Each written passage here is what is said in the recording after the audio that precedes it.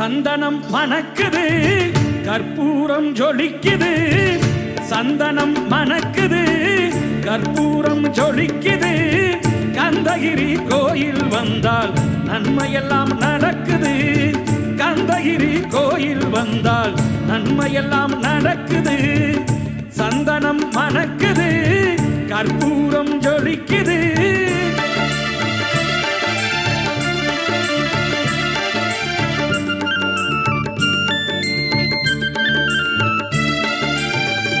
நித்தமும் பாலிலே நீராட்டுவோம், பச்சை நிறத்திலே பட்டாடை நாம் கட்டுவோம்.